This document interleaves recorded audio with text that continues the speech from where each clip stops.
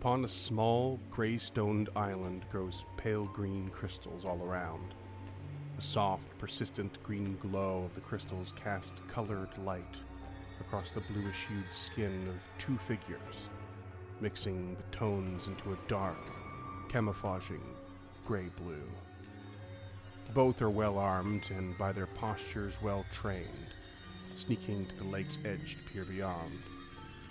A building carved into the rock on the other side ominously stands, devoid of life or occupants. "There," the Old One says, "we will uncover the secret of your grandfather's oath." "Yes, Father," the other responds. Nearby, the silent surfacing of a head, then bulky shoulders and thick arms wielding a vicious two-pronged sword with a sharp winged crossguard slowly breaches the water's surface. With hardly the sound of a trickle, this menacing creature creeps forward, a long tongue licking a lipless mouth, and transparent skin oddly reflecting the crystal's green light, which bathes its organs and bones in a strange array of muted color. Strange camouflage all its own. It approaches from behind, a drooling thirst in its heart and a thumping need in its blood-red eyes. The father turns to his daughter. "Hand it here. I will carry it the rest of the way." "Yes, Father." She responds again with obedience. She reaches into her inner coat pocket, producing a flat, round, and beautifully cut piece of glass, its original color now changed by the crystals, making for a brighter, more vibrant green indeed. Extending her hand forward, she sees her father's eyes widen in the fraction of a second before the cold, cutting tines of the monster's sword slide into her back and out through her chest. Her body goes limp, and the father instinctively catches the cut glass piece and sweeps it behind his back. A vengeful look of shock battles his presence of mind and long-trained military calm. He watches his daughter slide from the blade and land with a thud upon the island's stone floor, and the resonant thrum responds to the vibration as the green crystals seem to cry out in a slow-building chorus. The father steps back, his foot splashing into the water as he pivots into a defensive stance, and with intentional synchronicity he releases the glowing object into the water, masking the sound. Slowly moving his hand to his sword's hilt, he steels himself against his enemy, and against his daughter's stolen life. The monster appears to his eyes to be covered in the sweat of anticipation, and beaming with the multicolored glow of bloodlust, with the skin-prickling hum all around them. The sight, the sound, and the situation is enough to slick his palms with nervousness as he clasps his weapon more feebly than any seasoned soldier could ever admit. With a skip in his heart, he draws his blade with smooth expertise, regardless of his emotions. And in the same instant, the monster lunges forward. And the blood seeping into the water creates an opaque wash of death along the lake's edge, as the sounds of ferocious feeding and drinking grows along the dinning of the crystal's song. The wash of blood blocks the persistent light from exposing what treasure now lies within the dark water's reaches.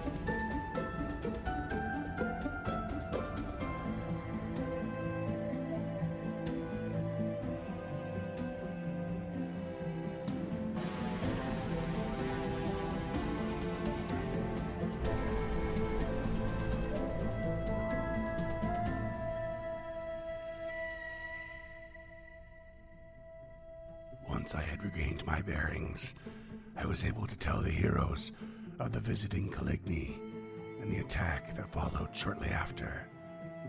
We suspected that the dreaded undead knight attacker had stolen some books and files from the secret library, but to what end we could not say.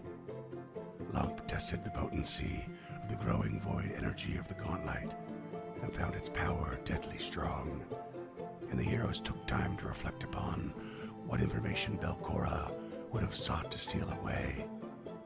Deciding to follow the trail of this dread night creature, they followed its trail to the edges of the prisons, where the tracks were lost.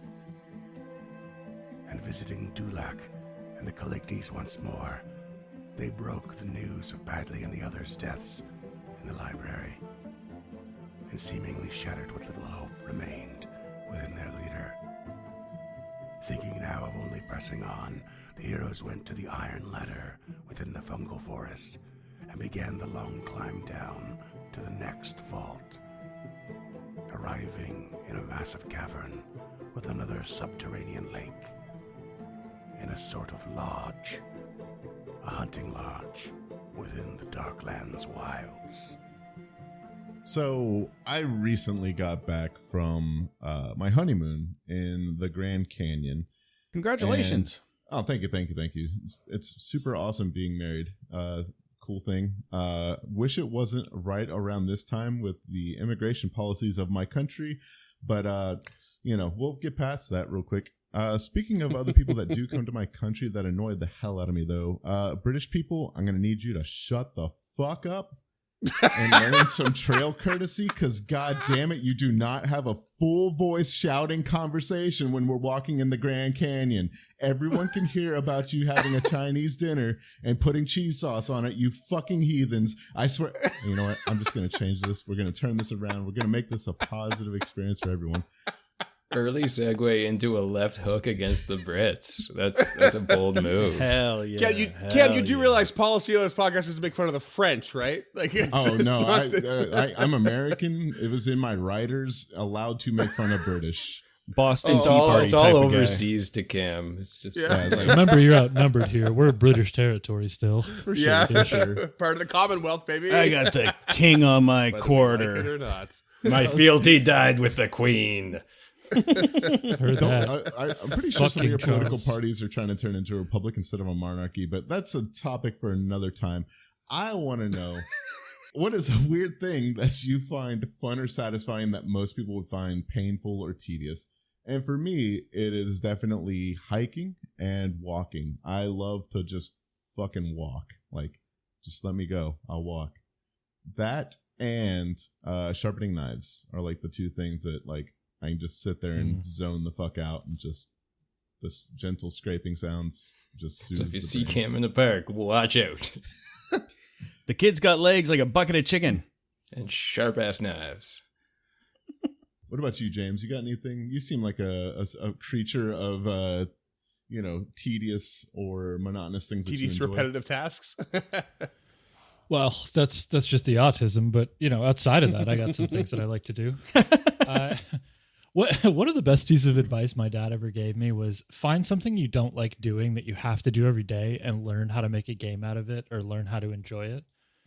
And I've kind of internalized that to probably an unhealthy degree. Like I like polishing my shoes. I like making the beds. Obviously I like walking quite a bit. I like riding my bike. But when I suggested that, it was because I was writing a health and safety manual for one of our restaurants, like an employee code of conduct. And it was a lot, but I quite enjoyed putting it together. Like any sort of technical writing or indexing, I actually do really get a kick out of. I just want to point out that I've heard this from James several times over many years now. In particular, I knew you were going to mention polishing shoes. Me I remember too. you telling me that example of like you hated doing something and your father told you, well, what do you like about it? Find the thing you like about it. And you're like, I like the way it looks when it's done. Focus on that. I always remember you telling that story. I shined all my shoes because of James. Fuck off, really? Yeah. Aw. One day No, I pulled them good all for you. out bunch of pairs of boots, cowboy boots, all my shoes, all my dress shoes, and I've looked great at every wedding ever since. Shan Chu feels great, man. Hell yeah. Never mind the fact that Scott's not been invited to a wedding at all ever since, but Shut up. you know. I regret not having more of a wedding because I would have absolutely invited you guys and then been really sad when you couldn't come because why the fuck would you fly all the way down here for a one-day thing? But yeah, There's still time. Doesn't have to be today. that's true. That's true. We could do a, And celebrate whenever the fuck I want. ceremonial celebration of love. A hand fast. Why not? I did get ordained on the internet back in '06. Oh shit! Wait, is there a certain denomination? Are you a Jedi? You seem like you'd go for a Jedi. I gotta be a The Jedi. only one that was available at the time, because this was back in the dark days of the internet, was the Universal Church of Life, which I get is extremely problematic now. But when I did it, it was just a cheap cash grab. Nice. Hilarious. Did it for the coin. I did it for the lulz. Okay. Threaten to marry people at parties. If I can rope us back to our topic at hand here, I'm a big fan of making fires. Not like in public bathrooms or anything, Yeah. but Or just ballot like boxes. yeah, or ballot boxes. But It's actually, when- it's actually, White it's actually Houses. the reason Scott can't go to your wedding. Can't leave the country. leave the country. I did have several years where I was on the border watch list, but that's a story for another time. Oh boy. That explains the haircut. But no, it's making fires like while camping, just going to get wood. Are you the fire keeper? I'm one of them. Gabby loves making fires too, so we both kind of get after it, you know? But yeah, nothing better than that. Made a sick one on the weekend up in Pemberton. It was great. Jealous. Nice. It's still like 30 degrees down here. Oh, it's cold. What about you, Dunk? I mean, honestly, it's like chopping and stacking wood is a lot of fucking fun, despite how potentially dangerous. Like you have to stay locked in, or you'll chop yourself clear in the foot, or and then you kind of have to be careful stacking it. But it's really fun, like playing, you know.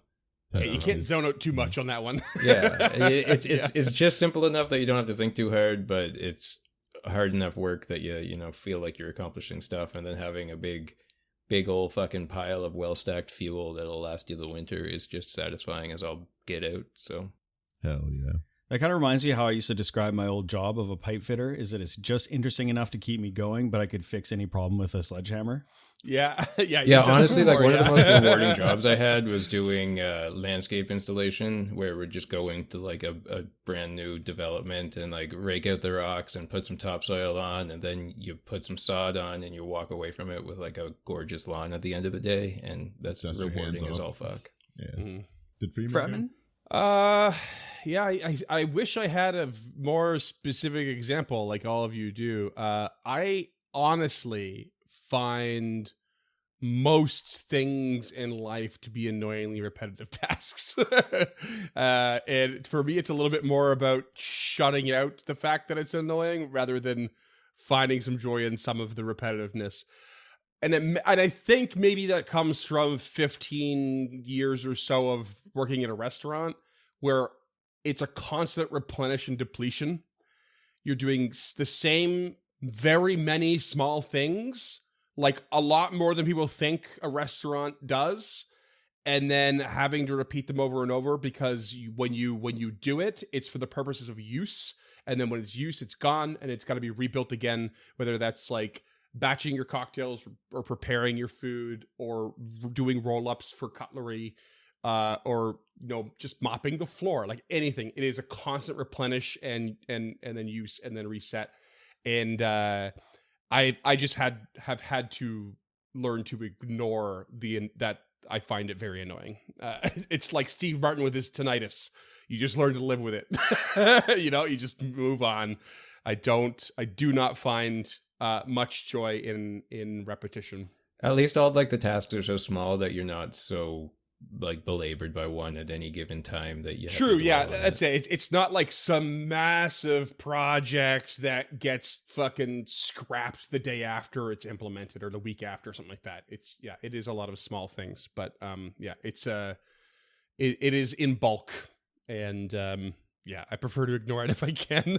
And yet you're still smiling. I'm just happy your answer wasn't playing with me. Yeah. Yeah, I was half expecting it. Freeman's been on a real tear with Scott lately. I derive such extraordinary joy in the repetitive task of making fun of Scott. It's crazy. It is. Last episode hasn't come out yet, but the viewers are going to hate it. Listeners, whatever. That's where the bulk of them drop off. What happened last episode? I don't even know. I've moved on. Speaking of dropping off, what about this big old pit we gotta go down? Oh, thanks. I didn't mean to step all over your segue if you had one, but We can hold hands and go down together. But yeah, Freeman, we're in a deep dark hole in the middle of the world. What do we do? Aren't you though? Yeah, you've rough climbing down first. A lot of you have descended the 100-foot long iron ladder into the massive cavern of the level below. This is your first introduction to level 9 officially, and the intro to chapter 9. The second last chapter of this adventure. the penultimate. The penultimate, indeed. Level 10. No. It's down here somewhere. I can That's a feel it. no-go. But yeah, you have entered a massive cavern. You are basically adjacent to some sort of lodge-like building where the ladder comes down into the floor of this cavern. There are loads of mushrooms, mildew and fungi all around the cave floor. There's an outbuilding, an outbuilding sort of on the edge of another large subterranean lake. You can see in the distance glowing minerals and crystals on the other side of the lake. And there is a big, eerie sense of danger in this big, hollow place. You have stepped into something. You got your first taste of Darklands wilds, the floor above. This can only be more wild. Is this a mechanical sense of danger? Nope. Just me setting the tone. You have entered very wild territory at this point, despite the fact that you have this built building next to you. Yeah, it is. It is danger time. It is wilds time. It is chaos. It is. Get ready. I'm shaking in my polished leather boots. Yeah, you should be. Lump takes a piece of beef jerky, puts it into one of their mouths, chews it for a little bit before moving it over to the other mouth and chewing there. Wait, how do they move it from one to the other? Like just Don't spit ask straight in the questions you air? don't want answers to. Deft tongue work, one would Don't imagine. ask questions you don't want answers to. It's more of a gargling sound when the jerky goes like to where their throat would go to their stomach and then back up to the other mouth, like chewing the Lovely. Classic jerky on epiglottis sounds. cud. Yep. Nice. I see a door to our northwest, and Lump will kind of creep down to the southeast. Their plate armor clanking gently. And Yeah, there's their big like stone like. No, they're not really stalagmites. They're just big stone columns, I guess, like misshapen stone columns, like natural columms that kind so of it's block where, like, most of you. stalactites and mites have like met and formed from the limestone. Maybe I won't specify that these ones are that. Maybe along the way you'll see several of these kind of columns. Maybe you'll assume that some of them are that. But for the most part, they don't appear to be exactly that. They're more like very natural things that weren't quite worn away yet, as opposed to something that was built over time. But yeah, like everywhere you look from where you're at, and as you move around the building a little bit, you see more mushrooms, more fungi, and more of these columns, just like punctuating just how vast and large this place is. Can we see the lodge? You're right next to it. That's the wall next to you. Oh, okay. Harold, with your experience, can you identify these mushrooms nearby? Are they edible, poisonous? Are they bioluminescent? I'm just curious. Yeah, they are giving off light. Yeah, I'm pretty sure they are anyway. I don't know if there's light sources on the map. Let me just double check. But yeah, they They're giving off at least. I'm gonna go ahead and say they are. They're giving off at least some dim light. I can go take a look. Let's just walk a little closer, but make sure you got my back. I got a interesting feeling about this place. And Harold will move northwest, seeing a couple doors to this building as he approaches the bioluminescent mushrooms and rolls a survival. Yeah, you get some double doors on that lodge-like building. Middling roll at a 28.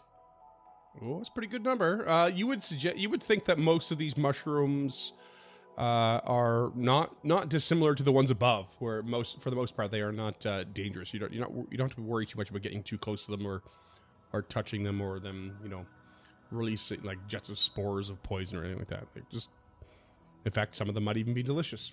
Yeah, I've seen some of these before. These green ones, kind of emerald in color, especially delicious. They taste like chicken if you mixed it with dirt. But not bad. Not in a bad way. So it's an earthy chicken. And the black and yellow? Uh-huh. You know what it is. It's mushrooms. I was going to go with kill a fellow, but yeah. In retrospect, I hear it now. Black and yellow, black and yellow.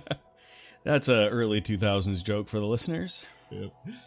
I wasn't born then, so I don't get it. Yeah, you were born before that, though. Anyways, Lump will... Hence my statement is true. Freeman still hadn't heard Johnny Cash by that point, so we'll let this one slide. Lump will cautiously approach the doors. Does my motion sense detect anything on the other side? Yes, it does. It detects a few individuals.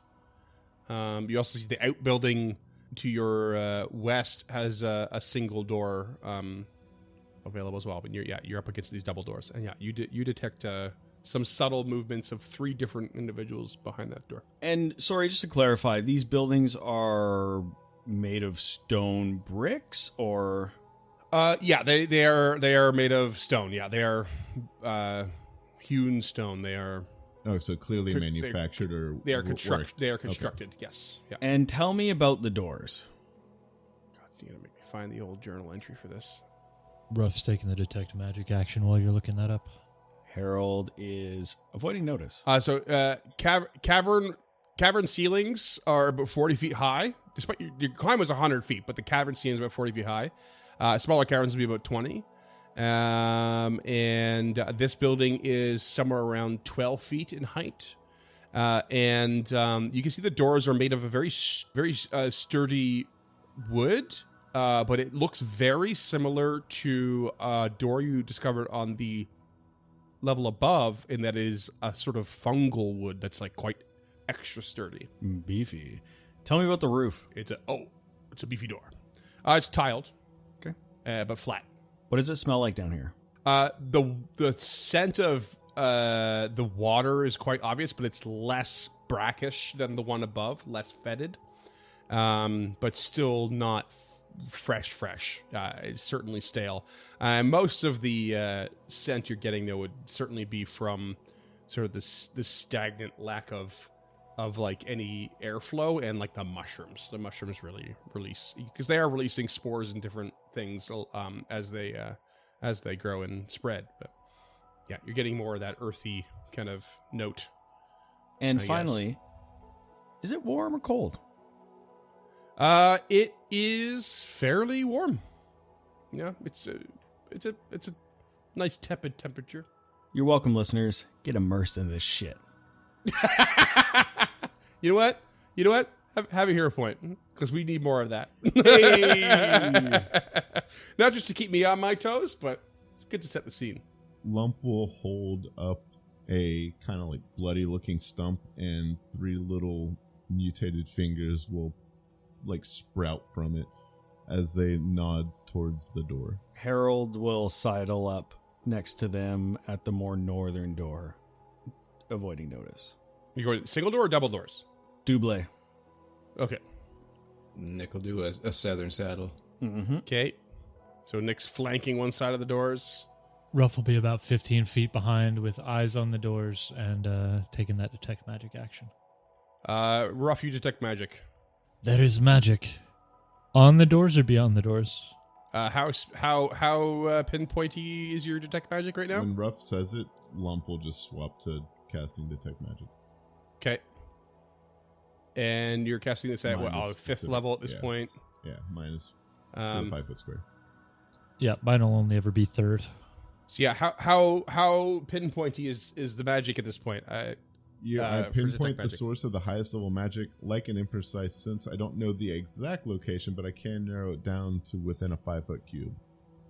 Okay. Yeah. You detect it pretty much right in the 5 foot area.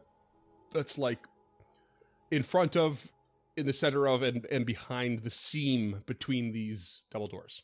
Mentioning that, I would like to point If it. if it helps at all. It's a trap. I would like to point this out to Ruff and let him identifying it, scooting Nick down and making room. Excuse me, Nick. Is it on the door? The magic? You can't. You Is don't that know. what we came up with? It's just like Okay. right in that area. Could be behind the door. Could be in front of the door that you don't see. Could be on the door. You don't know. Harold steps to the north. Scared like. Who's got good thievery? Anybody? Yeah, Nick does. Nick's a master. Ooh. So I'm concerned this is a magical trap, kind of like that fireball we had a few levels up. Mm-hmm. I don't remember how to disable that, if it's Arcana or Thievery, but I vaguely think it's Thievery. Well, the first thing you want to do, if that's what you're checking for, is actually roll a perception check. Or an identify magic check. Either one would probably work, yeah. All right, Ruff will do an Identify Magic. I rolled 28 perception. 29 perception. 24 Arcana. 19 perception. Boom. Okay, sorry, one sec. I'm actually trying to figure out where the hell my DC is for this. I don't know if the listeners are going to be able to hear this, but the music is very calming and nice, though. It is very calming. This will be the track they hear. Okay, got it. Nope, you got nothing. I am not sure the magic is on the door. That said, I'm just going to wait back here. Nick, if you don't mind, could you step behind me to the south here? And Harold, if you want to just like poke around that corner real quick. Nick, maybe go around the corner too, just in case there is a blast. Aye, that's all I need to hear. Yeah. He will take cover. Harold steps further up. Lump will reach across the threshold and just hold up a hand to like knock and like look at. Oh, Ruff. wait. I might have a thing for this. Ooh, I might have a thing for this. Ooh, thing. Yeah, thing, okay. Thing. Reaching into his like little purse, he's going to pull out this like little leather sack, and just kind of look at it a little wistfully before reaching into it and coming out with a knuckle bone and rolling mage hand to try and open the door using the cantrip bones. I gotta say, I think this one's gone. It's not gone according to my character sheet. None of them are gone according to your character sheet, I don't think. Yeah, That's not true. Dancing Lights is. Ooh. no, that's don't use that. That's a missing link because they changed Dancing Lights. That's not an indication that it's been used. Apologies. okay. I definitely use that one. Scott to get didn't keep track of which ones he used. I did. It's just all up in my brain chest. His mind palace. You have a mind Okay. palace. Brain I have a chest. brain chest. Yeah. These are not going to be anywhere near as useful as I thought. Then No. They're very story Yeah. oriented. It's like pretty good chance most of them have not been used, but the ones that have not been used are like, Produce Flame, Ray of Frost, Chill Touch, Acid Splash. We never used any hostile ones. Definitely used a lot of the more passive ones or like supportive ones. Utility, thank you. So yeah, I'm with Scott. It's very likely Mage Hand's been used. However, since we don't have a proper record, since brain chests don't really are about as inadmissible as what's the word of the in a court of law when someone watches something. God Oh damn my it. god. A witness statement? A lie detector test? Eyewitness is as inadmissible as an eyewitness testimony. That's the one. I will roll a D100 to see if Mage Hand is available. Although I'm gonna say that it's got to be like 76 or higher. I'll tell you exactly where I used it for if James can use it again, because I know exactly where I used it. It was where did you use it then? spore room, and I sent in the Mage Hand to pick up, I believe, a pouch that had some shinies in it, so we wouldn't have to go in and get poisoned. And I Was it the believe room with the was- purple mushrooms with the tendrils in the library? Or no? Nah, I can't remember that much. What's the the room. Oh, I know which one you mean. Near the elevator.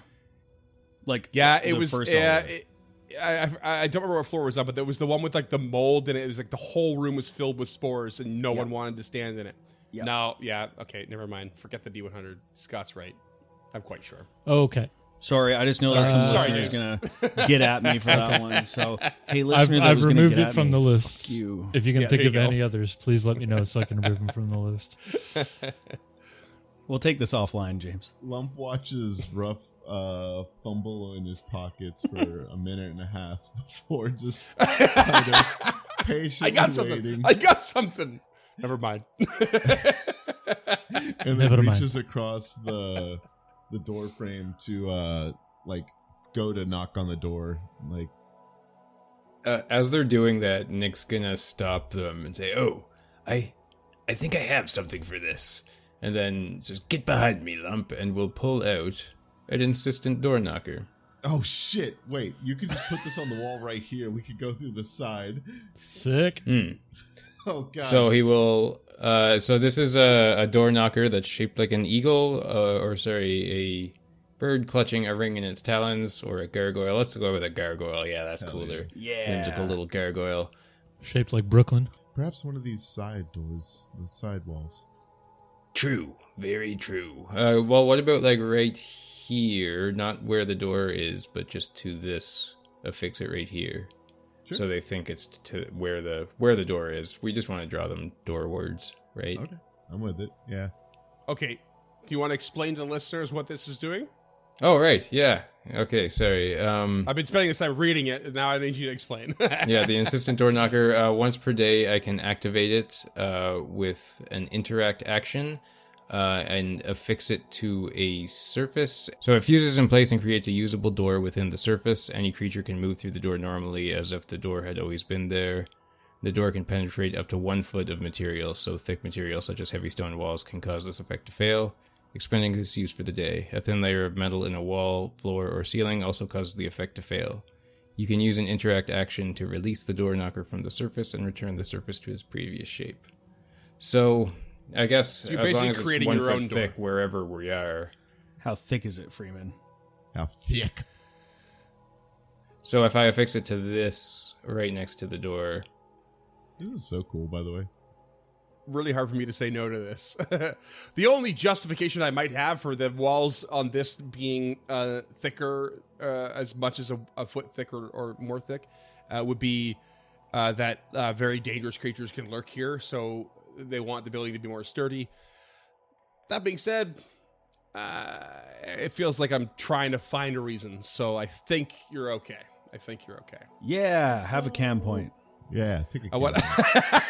I think transferable it's, apparently. I think we're here for the old rule of cool on this one. So you place it south of the double doors, South of the double doors, and you activate it, and I activate it.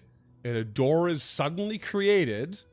Doesn't really indicate if that makes much noise. And the door is there. What do you do? I would argue that it doesn't create too much noise because the first thing gives you a plus to your thievery check. Yeah, doesn't make much sense for it to. Yeah, sure. Surprise, bitches. There, I've created a door in the wall in Foundry. It is now up to you to do what you want to do. If you don't want to go first, Lump will step past. Yeah, no, avoiding notice, he just kind of looks back. Well, and he will open the door. Oh, yes. Okay. Crack the door open. Within, you see a large hall that looks like it was probably once quite grand and impressive. The walls have murals that are chipped and stained, and the floor is covered in mud. There are a few pieces of furniture that look like they've been hastily repaired many times. And there is a fire pit that sits in the center of the chamber. And you see, scattered about the room, let me just reposition these creatures a little bit. You see scattered about the room 3 creatures that look like this, which you would, at this point, assume are, in fact, Caligny. Caligny, and it's just Harold that speaks Zekroth? Yep. I believe so, yeah. And as soon as you crack that door open, their attention is drawn, avoiding notice or not, and they quickly stand up and reach for weapons. And he'll immediately go, "Oh, hello, and Harold, they're Caligny. We will need you to communicate." And one of them starts walking back towards the others, and they sort of start to spread themselves out and get next to each other and form a line with their backs against some doors behind them. This map is wild. Harold will poke his head in, and in Zekroth says, "Stand down. We mean you no harm. We've just come from the other Caligny warriors in Duloc, a floor above you. We come in peace." And by the time you've even come into the room, they've all drawn a weapon of some kind. One of them has drawn a bow, and 2 of them have drawn short swords. Short swords. Actually, let's just say they've all drawn a short sword in one hand and are holding a short bow in the other. And one of them has immediately stepped back towards one at the door to the east. As you say that, they've given each other the eye, and then you say this, it steps back, and one of them says in Zekroth, "Drider shit. Who are you? What are you doing here?" My name is Harold. These are my companions, Raphael, Nick Cage, and Lump. And we've come from above to rid this place of its former and current inhabitants, evildoers that are striking out in the land above, the land of the light. We have no quarrel with your people. In fact, we've helped them best we can. We're trying to get them to move to some floors ahead to seek safety and food. Now please, there's no need to be hasty here. The one that's moved back to the door gives it, like, with the short sword hand, just because it gives it a knock, and then steps forward. Sorry, so Scott's an idiot, but Harold, slightly less so. Okay. Would probably remember, what was the name of the leader down here? I think it's Galudu. We have been told that you have a leader down here named Galudu, and we'd like to treat. And they kind of like give each other a bit of an eye each, because you've now name dropped a few names, and suddenly the door in the back opens, and another one of them pops in and steps to the south, and another one of them pops in, and they're both bring all your people. It's okay. Take in the situation, and then you hear one of them talk. One in the front that's been talking to you. Immediately says something in a language you don't understand, and then one of those cracks the door to the south and exits through. And the 2 that did come in, they had their weapons ready. "How do you know this name? How do you know Galudu? How do you know Duloc? Explain yourself further." We met them above, 1 floor above here, up that ladder, and in a different room. They are starving and trying to survive. They mentioned that you would be down here. We're trying to help them, and it's not all good news, though. I should let you know that Padley is dead. And one of them, the one that's not been talking to you, just sort of like gives, I want to say it spits on the ground, but they wear cowls, so it gives like some sort of dismissive gesture at the name Padley. Like just like a a shrug of the shoulders, like, who cares? I understand there's no love lost, but I just don't want there to be any lies between us as we begin this conversation. And he turns to his companions. Is there anything I'm missing that we should be telling them? It's a lot more than love lost.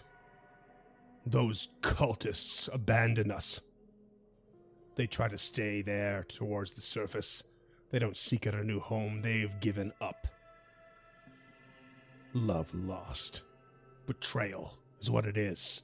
And that's when the other Caligny enters the room again, and the one in the back steps out of his way. He steps in, and in walks in a very notable Caligny. Oh. Never mind the crazy magic in her hands and the artwork. That's not currently happening. But she looks like she'd be capable of doing something like that. Yeah. Dressed very differently. Definitely more in robes and a little more lithe. And she steps in and sort of like just addresses the one that's been talking. Do not speak ill of the betrayal. Duress affects us all. Know your place, defender. And he looks a bit cowed, and she steps basically into his place as he gets cowed back towards the door, and she takes his place. I am Galudu. What is your business here? We are merely passing through this area, but we are trying to help those in need on our way down. We are looking for the necromancer Belcora and any of her minions. We will destroy them one by one as we work our way down through these vaults. Any help you could give would be appreciated. Sorry, my sackroth ain't that good. Perfect. Nailed it. But if we could help you, we will go on and do that as well. I know little of this necromancer, and I have little reason to trust you and your altruism to help those in here. So unless you have some sort of proof, some way to show that what you say is in fact genuine, I suggest you leave. There's no reason to get bothered like a bee under your collar. We can work this I've been out. bothered like a bee under my collar, as you say, for a long time, as we try to eke out survival in this place. Do not push me further. Understood. And Harold's going to turn to his companions and be like, all right, she seems a little testy. Does anyone have any sort of proof? One of them books you've been talking about that we could show her? Oh, my apologies. Of Belcora existing and any other wrongdoings and evildoers down here. They don't necessarily believe us. I've got some pretty good stories. Those are kinds of proof. Does Duffy speak Sackfroth? They surely can attest to the atrocities that have been seen.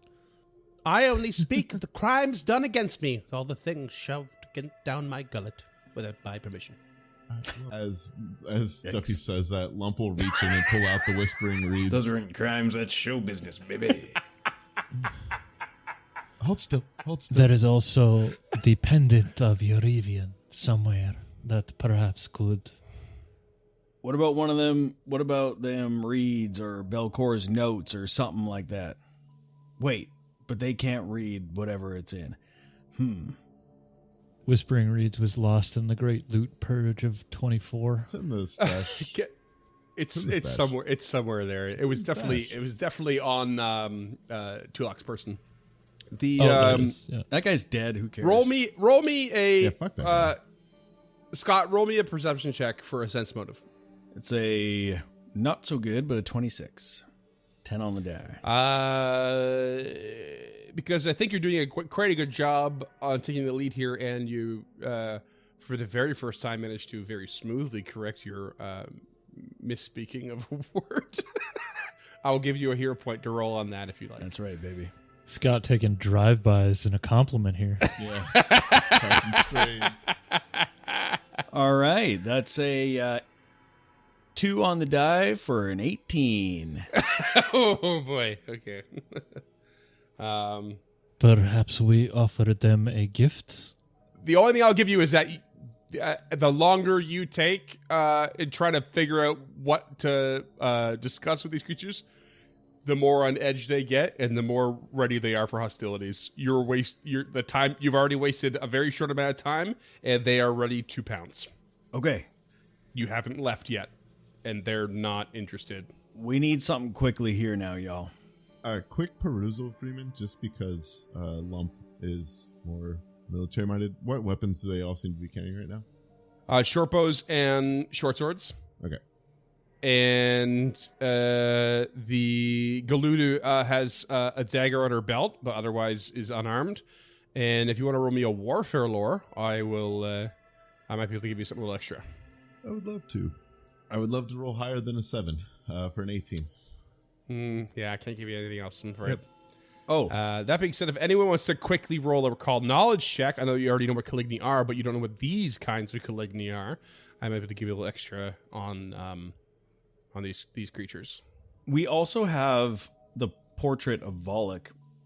I don't know if that would help. I don't know what a painted picture would prove to anyone, but we can try it. This is that fucker I was telling you about. Okay, what are we rolling here? Just roll me a quick recall knowledge. I'm rolling esoteric lore. Oh, only 20. 30 Arcana? I think it was supposed to be society. No, it's got to be society. Yeah. Wow, when you say recall knowledge, that feels like it's open. Well, that's never been the case. I know. So I don't know why you invented your own new rule here. Because I was under the impression that Caligni were from another plane.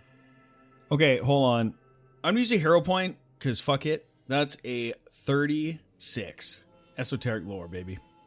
Okay, and you can use that normally, right? To identify a creature. Yes, because it's a creature. Yeah. So I don't need to take the penalty. Right, because your penalties for like other topics, right? Yes. Okay. Yeah. It's a lore, right? It's a lore. Hot damn. Give it to me, baby. Yeah. That's what you are facing. The majority of what you're facing here are Caligni defenders, and they pose in this group together a really large risk to your party right now.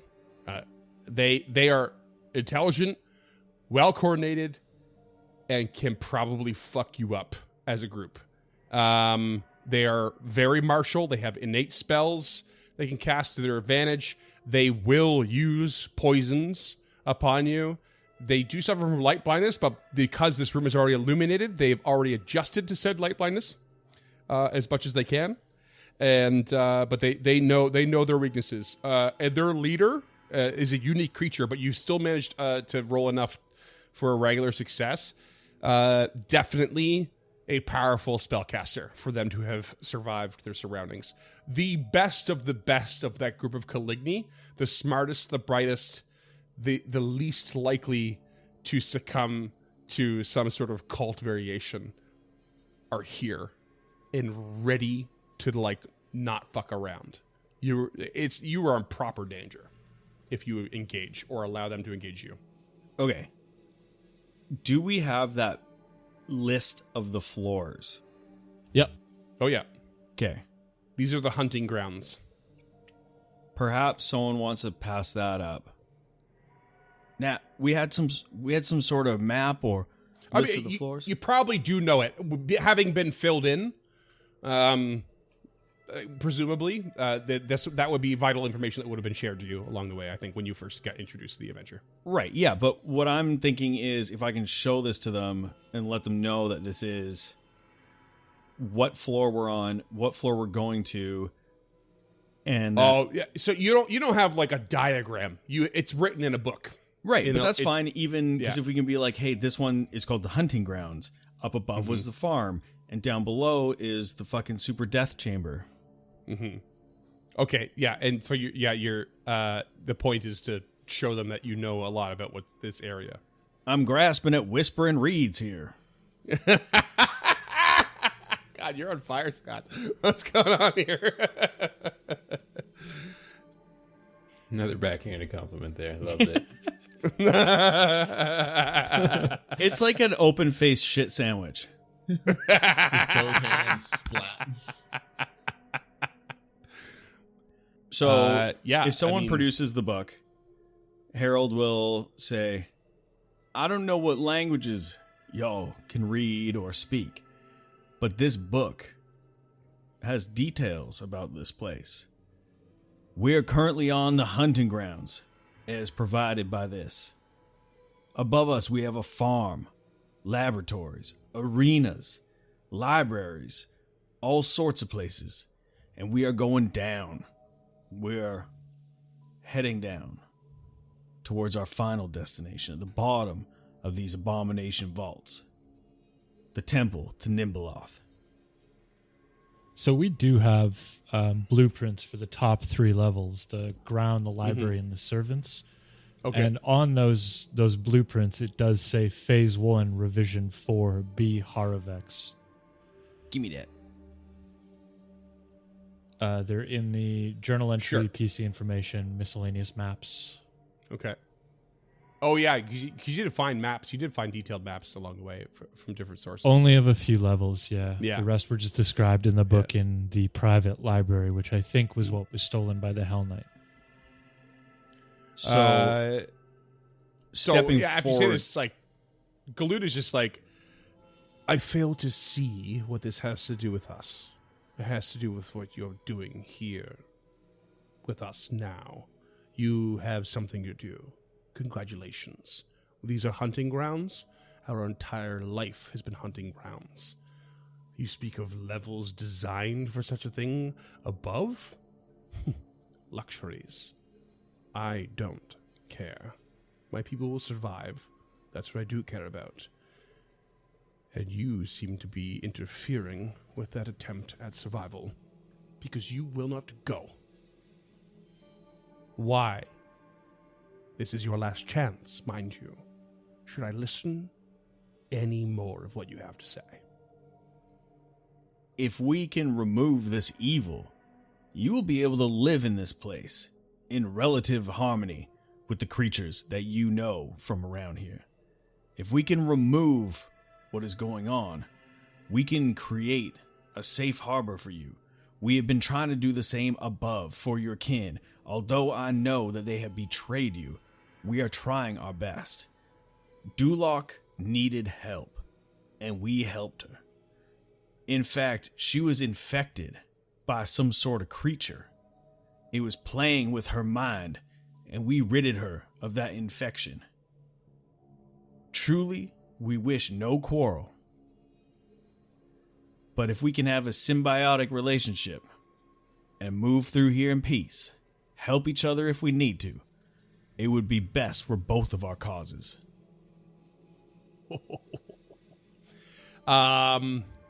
I was going to challenge Scott to tell me what the name of the creature was, what type of creature it was, but James put it into the chat. It was an owl. roll me a diplomacy with a +2 bonus. 35. Holy Good. shit. Fuck yeah. Pretty good. Good job rolling those digital dice, bud. I hacked it. When you we'll kind of like assume a retcon, an assumed retcon here, a little bit of what you've said. When you mentioned that Duloc was affected by something, and we'll assume that you've mentioned it was in fact an Alb, that registers with Galudu, and that gives her some pause. Episode 115, listeners. The note taker. You can see her mulling it over. In fact, you see a little bit of like glances amongst the Caligni defenders when you mention the Aub. This is a creature that seems to be known by Caligny. Galudu kind of shakes her head to clear her thoughts a bit and try to refocus in the conversation. And she says, "Okay, what you say, what you have said so far, means you know some things. You've named names, and you have pointed at evils that we know. I will look into this myself. However, I still do not trust you. So keep in mind that this place is not a welcome hearth. In the meantime, I still ask you to leave. And the next time you come back with caution, and come back with a dut, dut, dut, dut, dut, dut, dut."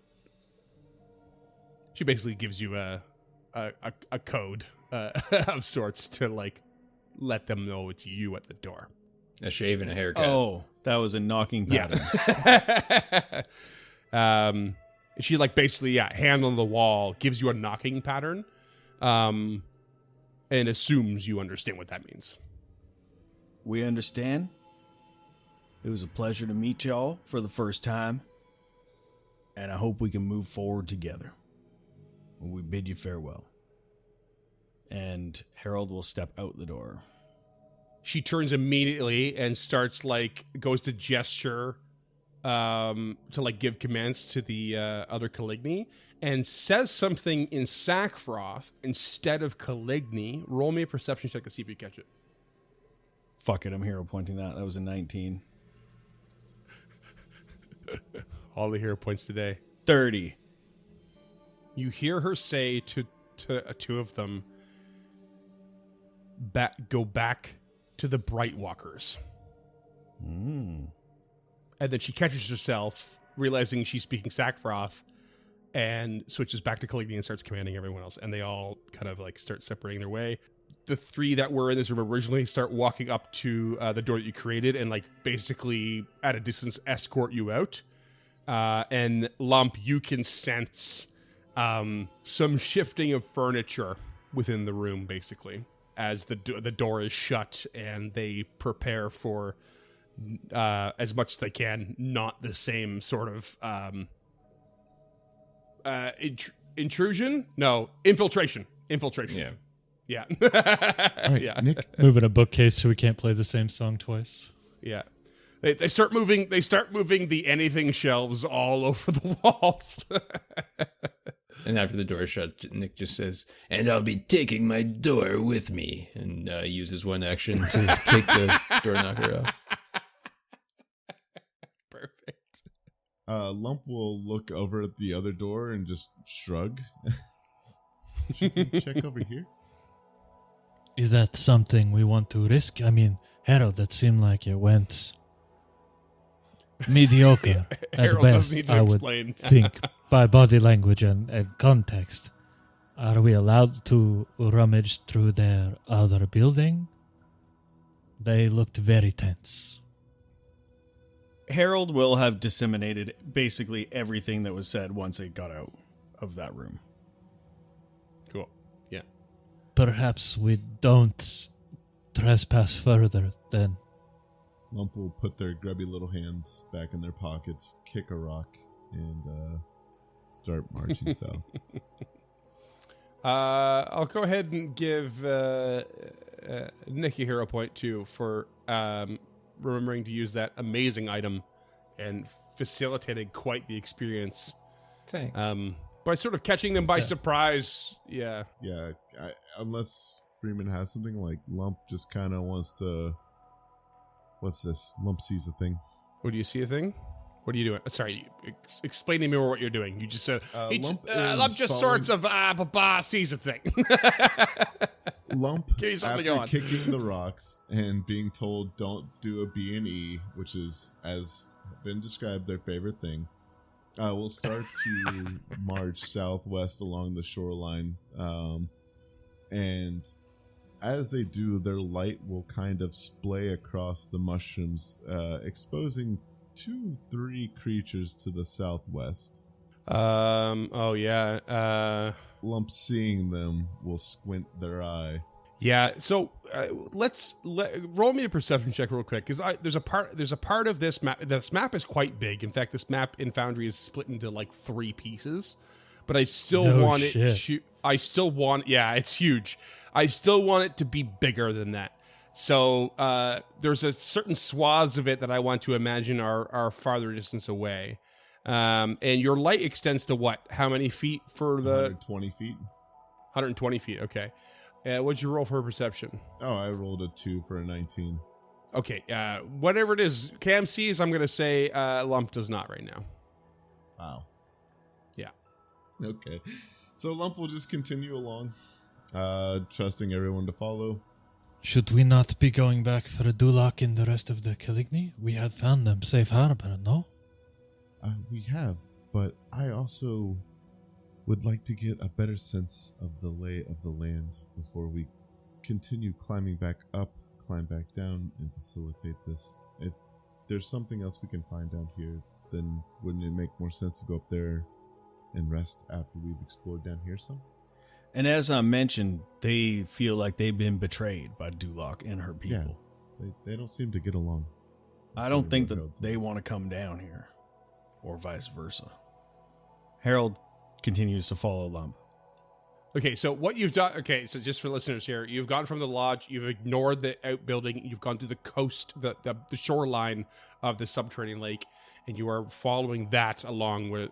And to your south is a big swath of glowing mushrooms, basically. Okay.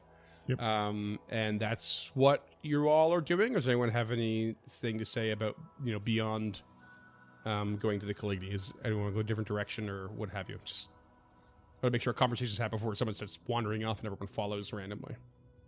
I mean, Ruff will begrudgingly follow, like, well behind. He again, his top priority has been stated a few times. Mm-hmm. So Harold loves exploring underground spaces and hunting creatures, so he is following Lump with eyes on the water, scanning across, looking in the mushroom patches, and is just traversing this terrain, trying to just see what's going on, but very interested and in his element. Are we sure we have time for this, Mr. Lump? Harold? Lump will just stop in their tracks. I like the adventure, but... Because remember, the Gauntlet's about to go off too, right? Like, there's a lot of shit happening right now. We're supposed to go to Ildaris with the Drow. We're supposed to find the Caligny a new home. And the Gauntlet is going to go off tomorrow. Ruff, as you pointed out, Longsaddle and the guard said that they would handle their own business in Otara. We have no need to go there. For the Drow, we have not run into any yet. We will go back when we need to make an introduction. I am more than willing to listen to your advice, and if you say so, we will turn around right now. I don't have problems following orders, as it were. But I am curious why you are so eager to handle this in this order. Well, as once a cleric of Pharasma, the preservation of life is always going to be top of priority. Well, And Pharasma- many of Dulak's people have already perished, be it through starving or through the upward scouting party. We do not know what the Dread Knight stole from the library, and Harold had an excellent suggestion of going to the prison room and perhaps destroying those creatures before they could be fired. I feel like we have more pressing business than I stroll around the ocean front down here. Lump But kind of narrows is her a eyes discussion, at of course. Ruff, for saying Pharasma preserving life, because as far as Lump knows, that is not one of Pharasma's edicts.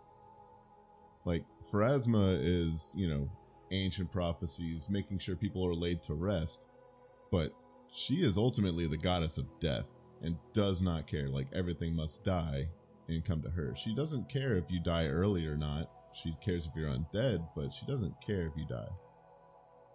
And I don't know if that's just James being a little like maybe Yeah, his sect of Pharasma was more, matronly, but like Lump, this is in character. Lump is just narrowing their eye at getting it's this. not about her actual role, but about her role in the cycle that he's more concerned about. That's what I was We've thinking. It's like the established that cycle of Nimbalost's whole thing life, is fishing basically, souls yeah. before they can get to Pharasma. But yeah, I Because get there it. was something to be I get said about how the cycle of souls, the souls being the primary thing, like that is sort of the essence of mortal life. It's the essence of lots of other things too, but it is like everything. So it's like I immediately thought it's a good like sort of thing to like narrow your eye at, but also it's like a just a sort of And interpretation. Ruff's concept of life goes beyond this mortal coil Right. now, right? Yeah, Oh, for sure. Like, just Lump doesn't really understand the Shika. Oh, None of totally. that's been explained. So as Yeah. far as they I know, love like, I love that like it's just you say it this way, you mean it another, and then the listening ear is like, I'm not sure you get what you're saying, and it's cool. because like Lump was around the time that Aridin was still kicking, and the Hell Knights were literally formed because there were false prophets of Aridin walking around claiming this is what Aridin believes in, sacrificing people, and they were formed to put down this cult. And so like there's a lot of people pretending to be part of a religion that like Lump is now like looking a little bit sideways at Ruff, but like that's just because they don't have enough context, I think. But like they still trust and like Ruff, so if Ruff says we're gonna go back, Lump will, kick another rock towards the metaphorical lake of life and like, let's go. He's just opening it to a discussion. Like, we have things we've talked about doing, and we are on a bit of a ticking clock today, more than anything. So James as a player just wants to make sure that this is what we want to be doing. I don't feel like exploring this level of priority. Because I think maybe the point that's trying to be made, tell me if I'm wrong, is that you don't have a direction, but you have places to go that might give you direction. And right now, it's aimlessly checking and exploring and wandering, as opposed to following a lead that maybe gives you something to go on. Because right now, you kind of have nothing but. No. I get what Cam's saying. It makes sense to scout this area and make sure there aren't any immediate threats before we bring them down, like they said. Sure. Or maybe I'm putting words in your mouth. No, that's pretty much it. And like, Lump and then we go doesn't up like and we Drow, rest and we heal up. so doesn't want to go talk to them any more than they have to. Sure. But I mean, for Ruff, there's a lot of shit happening here between the Gauntlet having decided he's going to poison this Medusa for Lump, having, like all of these things on top of that too. So he's just asking the question. He's a little trepidatious about everything that's happened. Yeah, so. for sure. And like, But he Lump gets is- it, and he'll cow at the gaze and just follow along. Well, hold on. Should we have a meta player vote here as to what we should do? Well, the conversation's happening live. Why doesn't Harold or Nick chime in as well? I know we have a lot pressing to deal with, but I think it would be prudent to take a quick look around. We're here. It won't take very long to get the shit knocked out of us and then we can head upstairs. Said the character looking for the dragon's lair. Not telling anybody about that. Not just telling anybody yet. about it. Yeah. So many secrets. So good. Okay, yeah, we can explore down here. Again, James the player just wants to fight. I know. Yeah. Ruff the character wants to help people. Cam the player also wants to fight. And Cam the player saw tokens they weren't supposed to. So it wants to fight. Yeah. Get him. Does Harold and that's have where we're anything gonna to call it. Well, I'm excited to explore this level, show you what I can do, but it does ring in my mind that we should be killing these creatures before they can be unleashed on Longsaddle. They are prepared to fight, but they might not know the true dangers of what they're ready to fight. And if we could destroy some of them dangers before they get to them, that would be a boon for the community of Otari. Them having to fight their own dead again, or worse, would be enough. Lump shrugs their shoulders and tugs at the front of their breastplate to adjust the weight. I believe we discovered, and I am not much for the arcane or the occult, but I believe we discovered that if we attempted to kill the creatures before, we could risk freeing all of them at once. And that was the reason that we didn't go to do that immediately. Does that ring true to anybody else, or did I just make that up real hard? Oh yeah, no, yeah, that rings true. Yeah, and that's why it's never been Ruff's top priority. He was just more laying out what's happening around them. James the player is fine with that. Walk in, wand of fireball, opening. Walk in, scroll of grease, wand of fireball, and just set the place on blaze. The old Scott McBabs doing arson. Doing arson. Grease and arson. I think you're absolutely right, Cam. But I do vaguely remember it being like a roll. Like once we break the glass, there's a flat check. 25% chance. Yeah, there's a flat check that would cause those imprisoned creatures to like automatically die. But if they don't, you gotta fight them on the spot. Every single one of them, or just the one in the cage that we're trying to open? We don't know Cage. which one's the cage we're trying to open, so we gotta. Currently, there's do no it all. cage in front of you, so I don't know what. I kind of don't know what current creatures you're talking about. Like we've kind of referencing the creatures in the sort of prison cells, the stasis I'm fields saying in the prison that chamber, when right? The prison you level. either destroy them or they're released for you to fight them. But is that all of them? All the cages go down at once, or just the one that you're trying to? One at a time. Yeah, they're separate stasis fields. Unless we set the room on fire.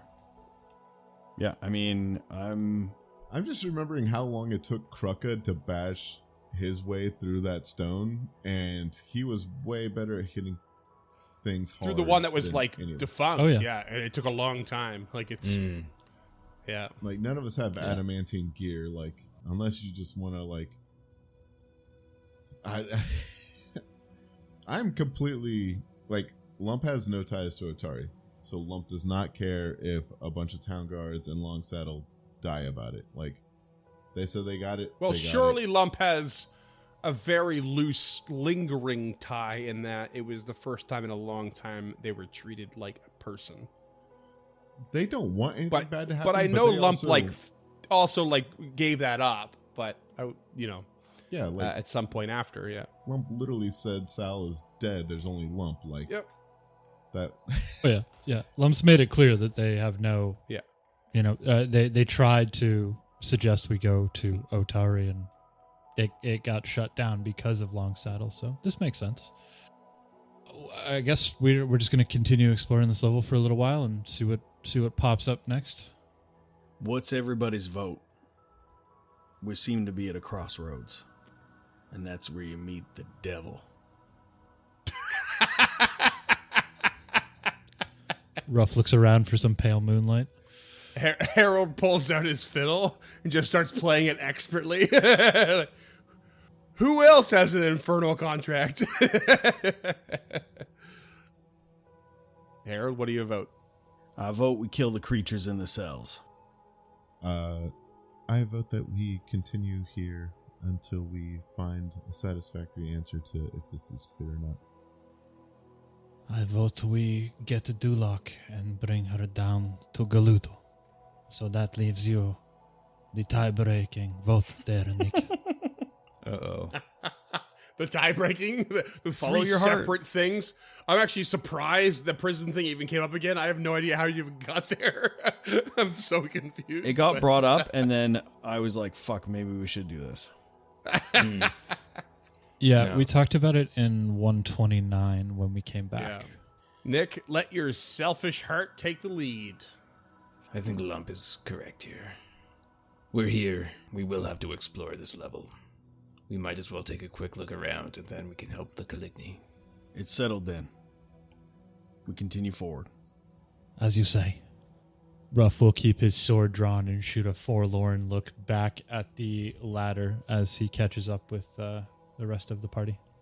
And I speak for myself and on behalf of the listeners. Thank you, Duncan, for not making us go back up 2 floors only to maybe fight some more creatures. Wait, I That changed will my just- mind. Let's talk to That the will Caligny just some more. waste time. Ooh, I wonder what the drought are doing. See, that would be actually interesting. That would be interesting. But like maybe fighting somewhere around 7 to 8 creatures, 2 floors above. We could do it. And in fact, one of those creatures might actually murder somebody, which is fun. But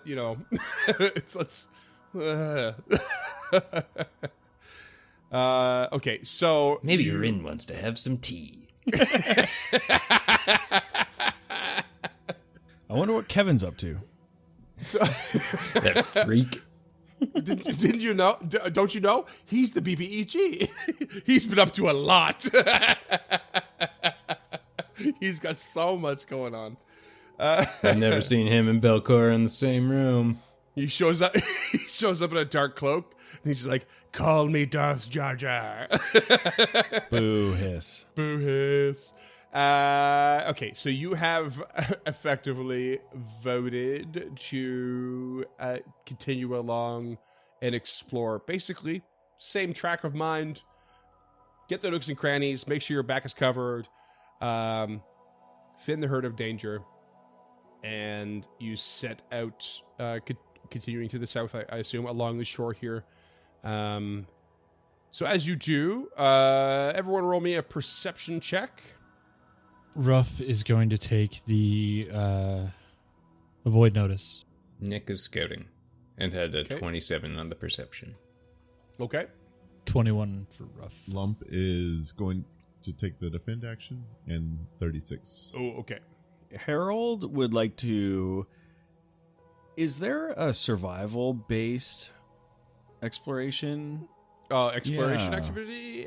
Search, I think. Well, scout is also that. Yeah, I guess maybe there's Maybe a searching recall around. I knowledge forget. to like their surroundings.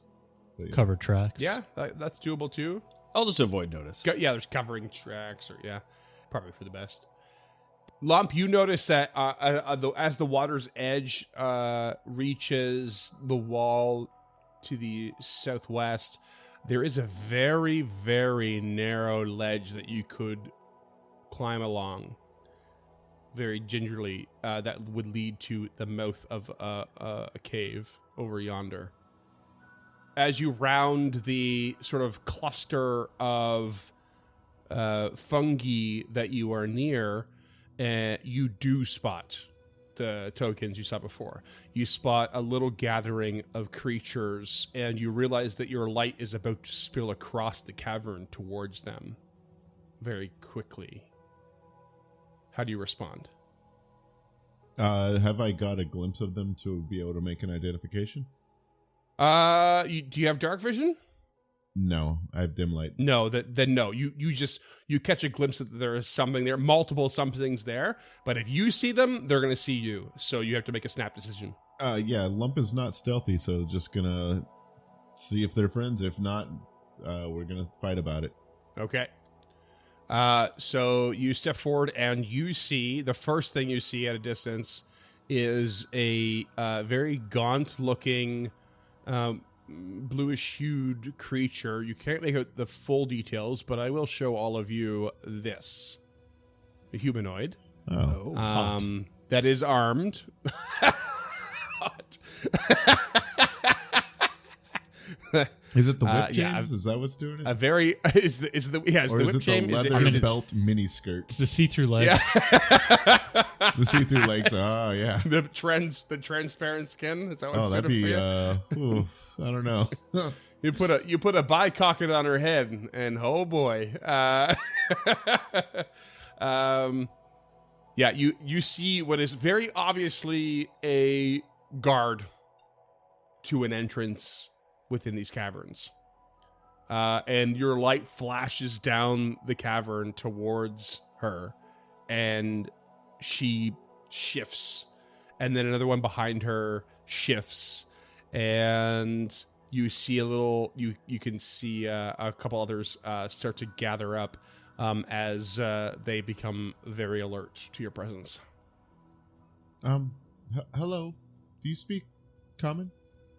You start to hear them talk amongst themselves in a language you I mean, it's muddled. It's actually muddled. You're yelling across the cavern. They don't speak back to you. I will roll a 28 on esoteric lore to see what type of creature this is. Yeah, it's an Urtifon. Mm-hmm. Yeah, it's a group of Urtifons. Yeah. You would assume they are very much not friends. If I recall correctly, Lump and Tulok murdered one of these that was captured by Dulok's party? Yeah. Correct me if I'm wrong? Yep. One of these was murdered. You also met one that was petrified at one point.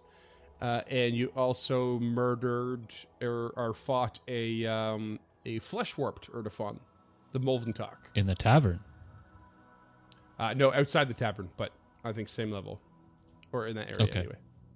Oh, no, there was... Oh, was there an Urtifon in the tavern? In the tower. Yeah, I think there was an Urtifon in the tavern. Episode 74, yeah. Yeah, no, I think you're right. Yeah, I think the bar... Episode 74 and 115. I think the bartender might have been an Urtifon. Correct, she was. Yeah. These are Urtifon. They ain't our friends. Let me quickly remind you of what you might know about Urtifons. They are very culty, and their cultiness seeks blood and death of all living things. That's pretty much all you need to know. They Apparently are the one we met was called Hot Glue. No, Huglu was the prisoner. Yeah, no. I wrote it as Hot Glue, and I stand by it. We also know they speak Aklo, and we know that one step to Lump, trying to make them flinch, and it did not go well for them. Yeah. Don't they explode when they die? Do we know that? Or They is do that just explode when they die. also- Sublimate. Yes, that is correct. Yeah. Fun. Well, I speak Aklo. I don't know if we could treat with these folks. Fuck that. And Lump will just cast heroism on Nick. Ooh. He says heroically. And you are going to fight? Is everyone ready for that? That's my plan, yeah. Yep, fair enough. James wonders if this is the entrance to Ildaris. But, okay. Let's go. Why do you wonder that exactly? Just out of curiosity. You said they were guarding something.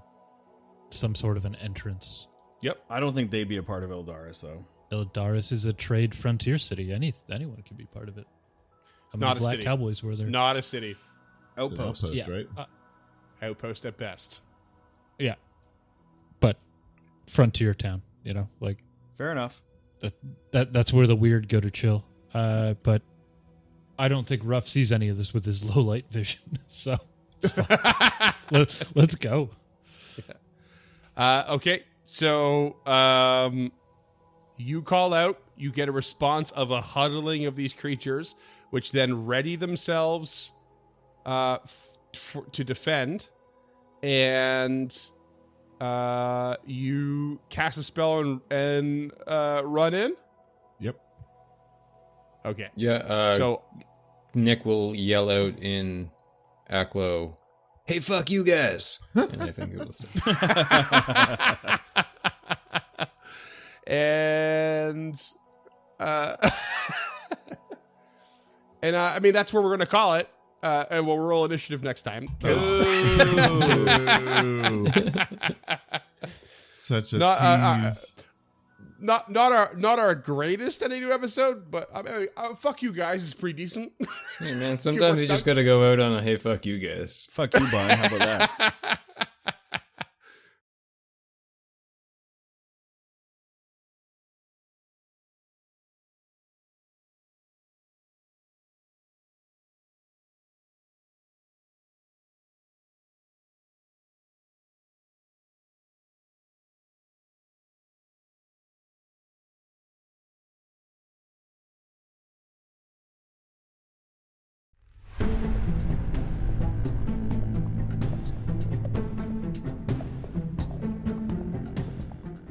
Stemming the Tide is an actual play podcast of the Adventure Path Abomination Vaults and is produced by the Uncharted North Network. Stemming the Tide uses trademarks and/or copyrights owned by Paizo Inc., used under Paizo's community use policy. We are expressly prohibited from charging you to use or access this content. Stemming the Tide is not published, endorsed, or specifically approved by Paizo. For more information about Paizo Inc. and Paizo products, visit paizo.com. Music is composed by Will Savino and artwork by Greyhood. Stemming the Tide is recorded remotely using Foundry Virtual Tabletop. If you wish to connect with us or support this project and projects to come, we can be found at unchartednorth.ca, patreon.com/unchartednorth, and on all major social media platforms. Links to all credits can be found in the episode description and our website. Thanks for tuning in.